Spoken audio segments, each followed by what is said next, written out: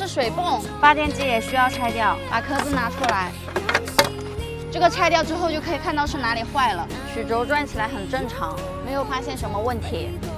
链条也比较紧，就是滤网有一点点堵，问题可能还是出在这个盖子上面。这里面有一个机油泵是动来动去的，声音很有可能就是从这里传出来的。我现在用电动工具测试一下，你们听，就是这个声音。